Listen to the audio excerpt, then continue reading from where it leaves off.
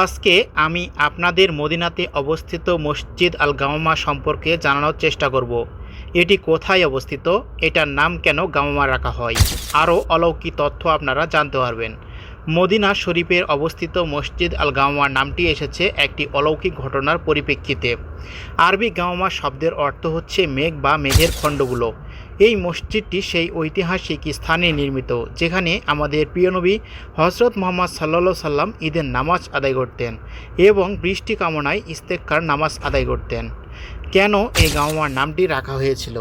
রাসূলুল্লাহ সাল্লাল্লাহু আলাইহি সাল্লাম যখন খোলা ময়দানে খরা দূর করার জন্য বৃষ্টির উদ্দেশ্যে ইস্তেসকার নামাজ আদায় করতেন বা করা শেষ করেছেন, তারপরে তখনই আল্লাহ তাআলার রহমতে সেখানে অলৌকিকভাবে মেঘের আগমন ঘটে। প্রচণ্ড পরিমাণে রোদের মধ্যে মেঘগুলো এসে রাসূলুল্লাহ সাল্লাল্লাহু আলাইহি সাল্লাম এবং তার সাহাবীদের উপর ছায়া প্রদান করেন এবং পরপরই রহমতের বৃষ্টি বর্ষিত হয়।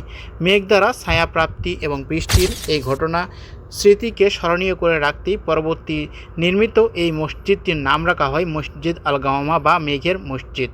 ভিডিওটি কেমন লেগেছে অবশ্যই কিন্তু কমেন্টে জানাবেন।